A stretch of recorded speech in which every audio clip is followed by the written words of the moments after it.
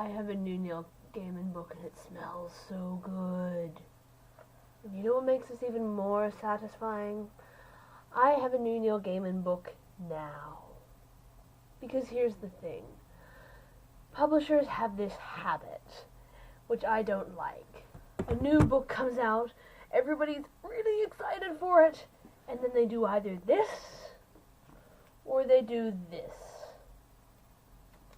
And neither of these things are good. See, first there's the hardcover option. And you know what? There is a place for hardcover, because it's nice and sturdy and it stays together, and the hardcover editions are usually really pretty, even if they are way more expensive. But sometimes you can't afford the hardcover options, and sometimes you've got the rest of the series in softcover, and having this one hardcover at the end will just drive you insane, even if you do want to read the book now. So you have to wait for a year until the softcover comes out. Terry Pratchett, I love you, but you do this to me all the time. Because you just want the nice novel size with a softcover that fits up against the rest of your books and fits on your shelf and fits in your purse or in your backpack and is really nice and useful and versatile. But then sometimes they do something worse. They tease you. They bring out a softcover, but they bring out the trade paperback. See, this demonic device has none of the advantages of the hardcover.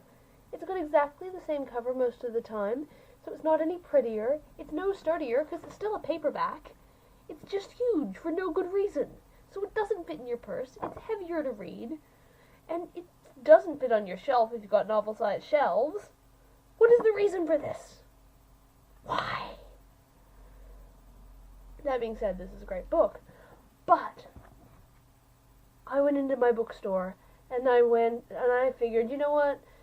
Neil Gaiman's bringing out a new book and it's gonna be amazing. I really want it.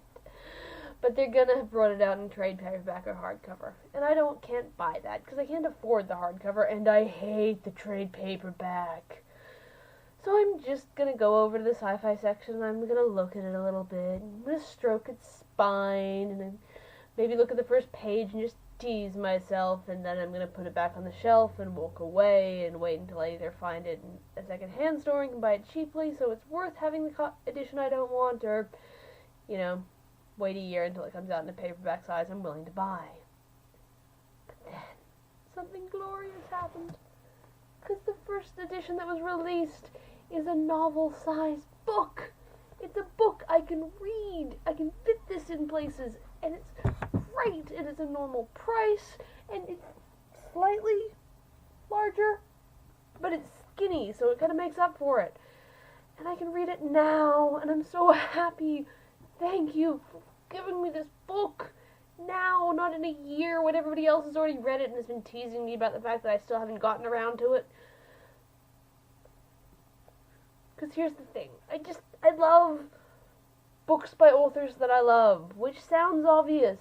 But I also love books by authors who I've never read before, whether they've been recommended to me by friends, or I've just picked them up in a bookstore and read the back and it looks interesting. I like going on brand new adventures with brand new people, but it's always that little bit more of a risk, isn't it? You don't really know what you're getting into, and sometimes it's amazing, and you discover a brand new thing, and it's great. And sometimes it's not. It's terrible syntax, and why would you use that metaphor, and you had such a good thing going, and then you ruined it, and now I'm just going to sell you back to the secondhand bookstore and never think of you again. But it's never that way with an author you love and an author that you trust. With one of those, it's going over to your best friend's house, and them telling you to jump in the car, and we're going to go do a thing, and you don't know exactly what they're going to do, because they're a little bit strange, and you can never quite predict them, but it's always going to be amazing, because it's one of your best friends. And your brains work together in the right way, and the language is good, and it's going to be fantastic, and you've been so excited to go over to their house, because apparently they've had their doors closed for ages, so you haven't been able to see anything new they've been doing. Why do books take time to write? Still, it's worth it, because I may only be that much in, but it's really good, you guys. It's really good. So, Neil, thank you so much for a book that I can buy straight away. And publishers, trade paperbacks. Just stop. Stop.